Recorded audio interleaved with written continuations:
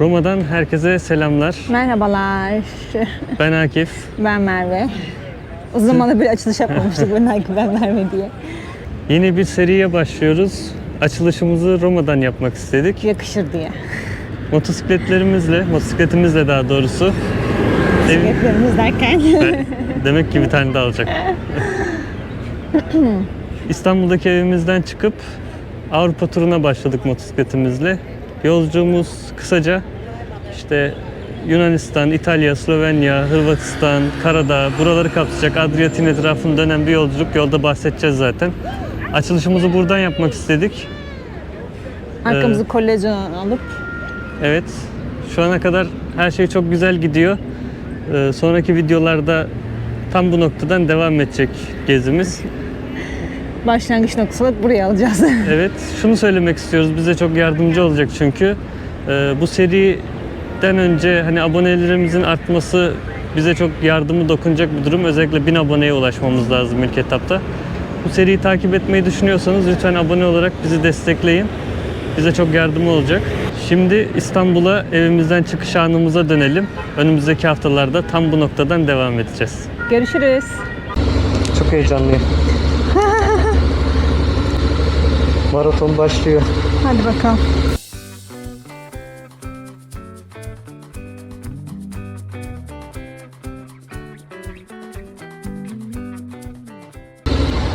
Altını şeyini takmamışım, sana takmamışım. Hadi bakalım. Evimizden çıktık. Artık neredeyse 7000 kilometrelik bir yola başlıyoruz. Çıktık şimdi yola. Demin ne küçüğü, koskocaman bir hata yaptım. En önemli evraklardan olan pasaporttan sonra yeşil sigortayı unuttuk. Bir daha döndük. Bir daha eve geri döndük. Neyse ki çok uzaklaşmamıştık ve Merve gibi akıllı bir yol arkadaşım var. İzmir'de Merve'nin annesi ve kardeşi var. Hem onları da görmüş olacağız yola çıkmadan önce. Ziyaret ve dinlenme noktası.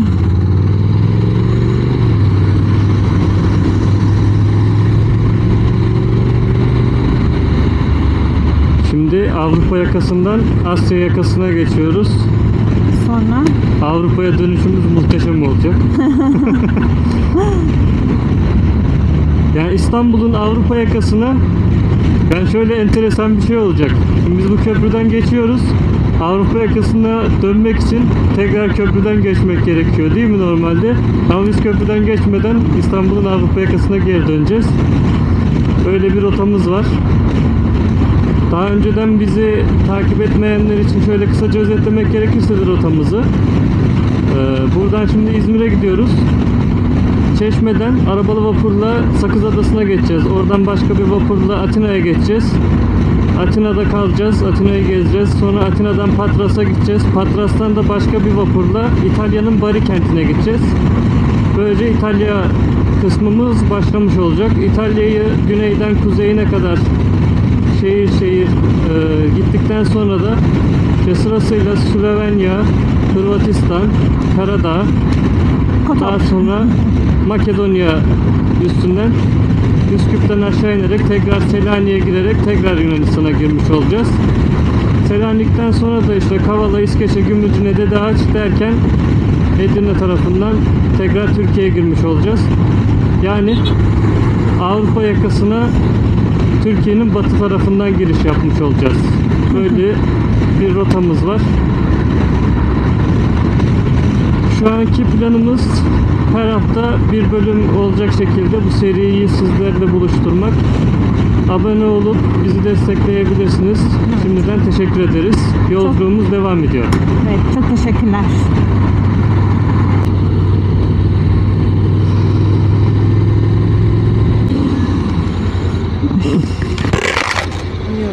Buyur.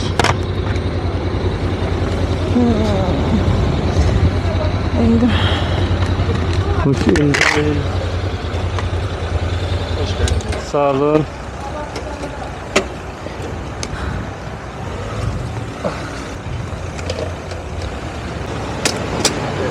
Hikayemi ekleyemedim ya.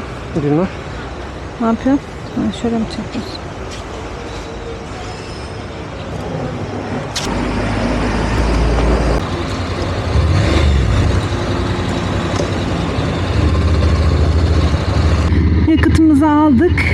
devam ediyoruz yola. Bir su molası verdik bir yandan da. Yollar bayağı kalabalık. Millet tatile gidiyor galiba. Hava da sıcak. Tam deniz havası. 3 günü değerlendirmelik deniz tatili ideal bence. Ama plajlar da kalabalık olur kesin.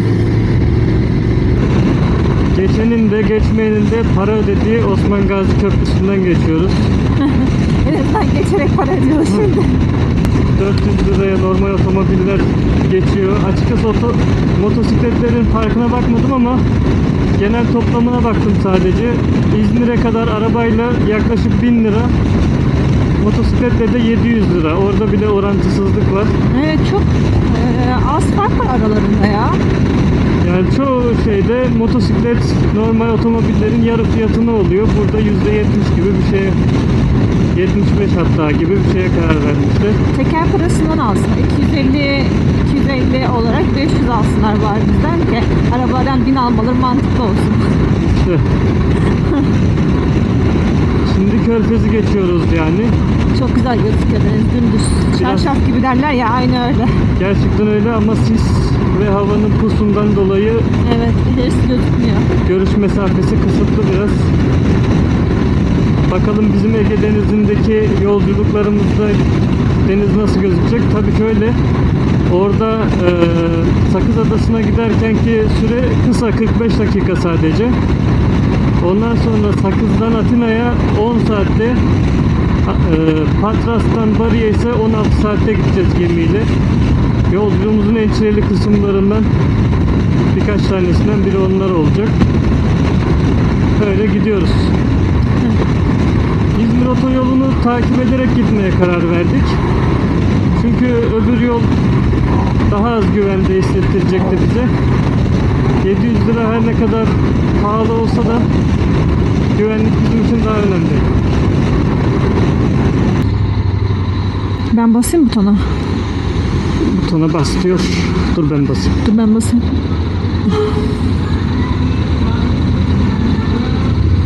Bildirimi almadım. Gel. Geldi kart. Olsun. Gerek yok ona.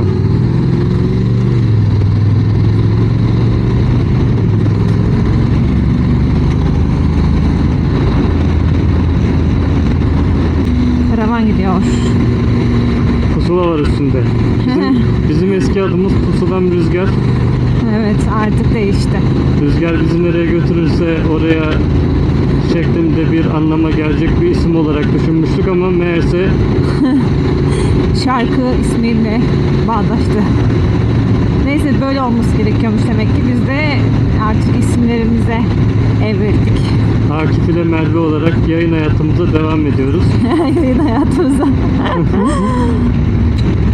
Yeni bir trafikten yine karşınızdayız. Bugün anlaşıldı. Trafiğe habire maruz kalacağız. Evet, öyle gözüküyor. Yani İstanbul trafiğinden uzun bir ara vereceğiz deyip çıktıktan sonra 34 plakaların olduğu ama yerin İstanbul olmadığı başka trafikteyiz.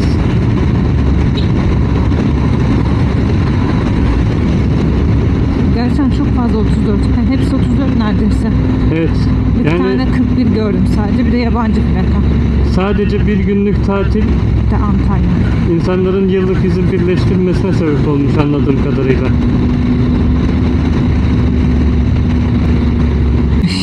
Popo uyuşmaları başladı mı? Başladı. Ne yalan söyleyeyim, bende de. Şimdiden hazırlık yapıyoruz. Şöyle yavaş yavaş kendimizi. Bir dakika. Azıcık ilerle. Sonra bir dakika. Buradan şimdi tıngır mıngır Evet, yavaş yavaş. gideceğiz.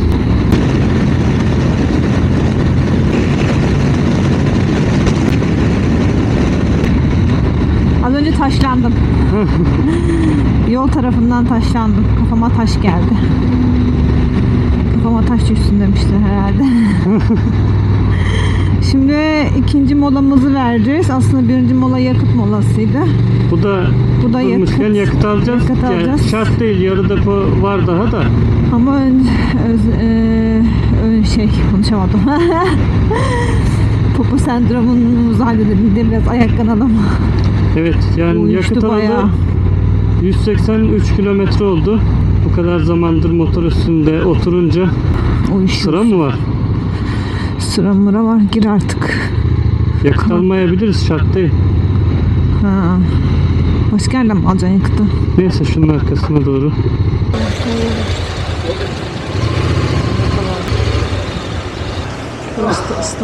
Yeter. Yeter. Teşekkür ederim.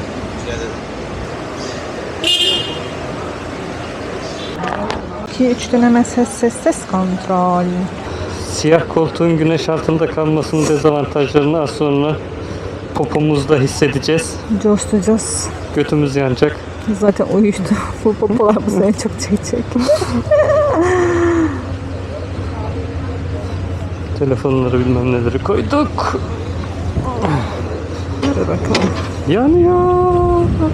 Bak, kadın unutuyor. Bineyim mi? Bin. Ay, yandım. Allah düştü. Orta ayakta almak isterken devrildiler mi? Gidiyor. 300 kilo motor. Hadi iyi yolculuklar. Hadi iyi yolculuklar. Yakıtımızı da aldık tekrar. 7 litre civarı yakıt aldık. 180 kilometre gitmiştik. Şimdi devam ediyoruz. Yol keşke biraz daha sakinlese. Yani yola çıkalı da 205 kilometre oldu ama ben biraz geç sıfırlamıştım. 205 diyelim biz yine de. Sürüş modunu da her stoptan sonra standarda aldığı için kendi ayarladığım hale aldım. Yola hazırız tamamen. Devam ediyoruz.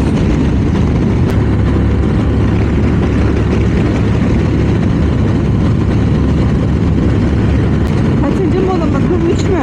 Evet. Bir önceki yakıttan bu yana 156 kilometre, yolculuğumuzun ise 360. kilometresinde bir mola daha veriyoruz. Çünkü Popolar popolar uyuştu. uyuştu. Popolar kayıp. Popolarımız elektrik üretiyor şu sıralar. Oldukça çarpıldı benim popom. Ay.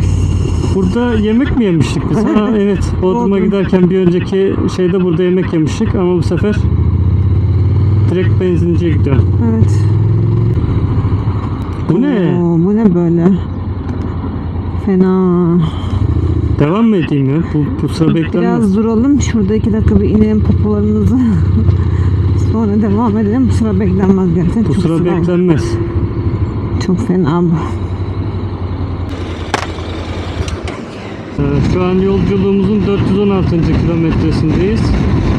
Ve ortalama tüketimimiz 4,3 litre. Çok yavaş gitmedik. Aşırı hızlı gittik de diyemeyiz. 4,3 bu blok için gayet makul bir değer. Ver bana.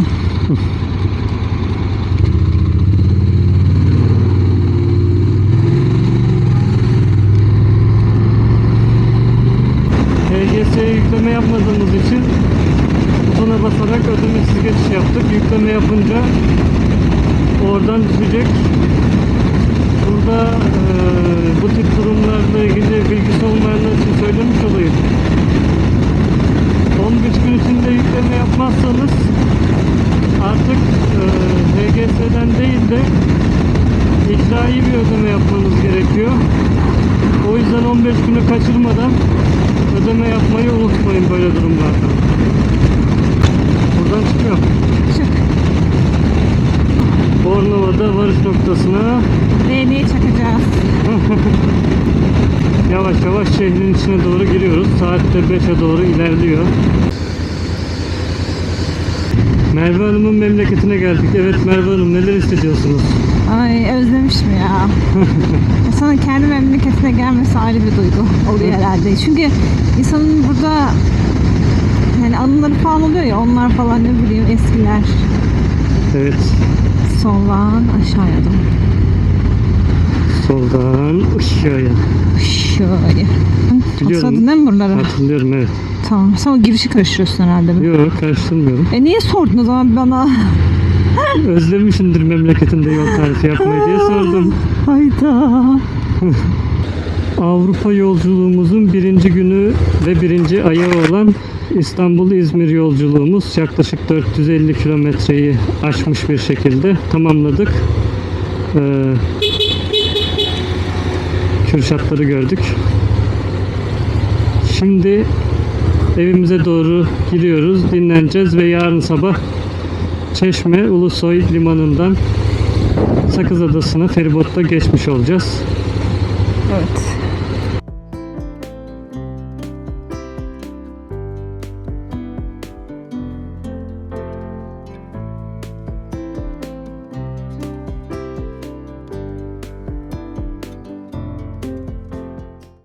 Hadi Allah'a emanet olun. Allah'ım sen sağ olun. Hadi görüşürüz. Haber ederiz. Herkese yeni bir günden merhaba. Şu an sabah 6 ve biz Çeşme'ye doğru yol aldık. Etraf çok sakin, herkes uyuyor. Evet, benden de herkese günaydın. Doğru düzgün uyuyamadım aslında, çok uyandım. Evet. 4'ten sonra da pek uyuyabildim diyemem. Pasaport işlemlerimiz yapıldıktan sonra gemiye bineceğiz. Sonrasında Sakız Adası'na gideceğiz. Sakız Adası'ndan akşama kadar zamanımız olacak. Daha sonrasında ise yine feribota binip neredeyse 10 saatlik bir yolculuğun ardından Atina'ya varmış olacağız. Yani bu gece gemide uyuyacağız. Nasıl uyuyacaksak uyuyacağız. Yolculuğumuz böyle. Limana doğru devam ederiz yeniden. Evet. Hulusi Kentmen heykeli yanından geçtik gidiyoruz.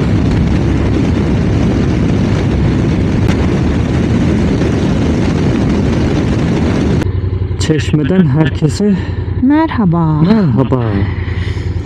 Limana gelmiş bulunmakta olacağız. Herkes uyuyor da. Biz sabahın köründe yollara düştüğümüz için biraz mesafe kat ettik. Biraz tempolu geldik. Pasaport işlemleri vesaire ne kadar sürer tahmin edemediğimizde yakıt ortalamamız da yükseldi bayağı. Burada bir sıra var. Herhalde liman sırası. Ulusoy bak Çeşme solda gösteriyor, gördün mü?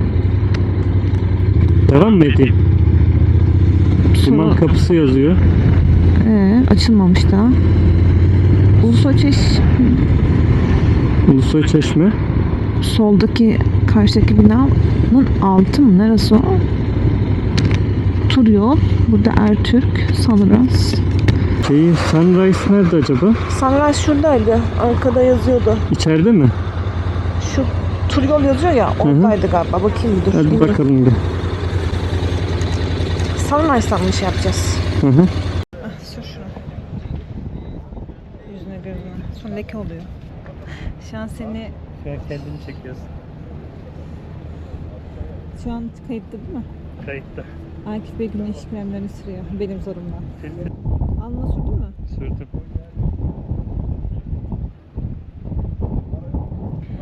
Arkası çok güzel gözüküyor. Şöyle çevireyim.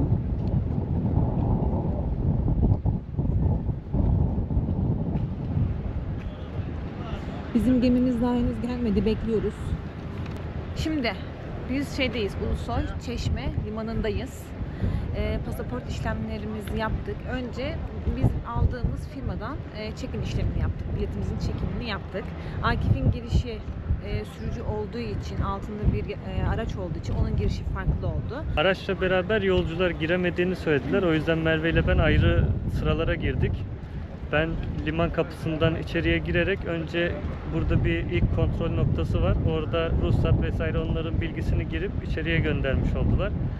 Daha sonra pasaport sırasına girip normal pasaport kapısından, sınır kapısından çıkış işlemleri klasik. Polis pasaport kontrolünden geçip sonra da gümrük kısmına geçip aracın gümrük bölgesinden dışarıya çıkışı ile ilgili işlemlerin yapılması için ayrı bir işleme girdik. Bu süre zarfında hem bileti teslim alırken hem buradaki ilk kontrol noktasında hem pasaport noktasında hem de gümrükte yeşil sigortayı ayrı ayrı kontrol ettiler. Sonra bütün işlemler tamamlanmış oldu ve şu anda arkamızda gördüğünüz alana gemi yanaşmasını bekliyoruz. Şurada Ertürk'ün ve Turyol'un gemileri var. Biz de burada bekliyoruz. Bu içeride bir benzinlik var gibi dursa da sadece mazot var. Motosiklet için benzin alamadık o yüzden. Artık onu Yunan adasında alacağız. Motosikletimiz... İleride gelmede şey vardı, yetişemiyoruz falan filan diye girmeyelim dedi ben Akif'e. Girsek daha iyi olacakmış aslında ama işte panik yaptım herhalde. Olabilir ya, çok da problemli durumda değiliz. O tarafta kruz gemileri falan var. Ya oldukça işlek bir liman burası.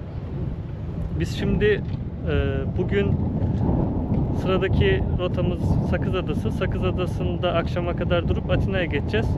Birinci bölümü burada sona erdirmiş olacağız.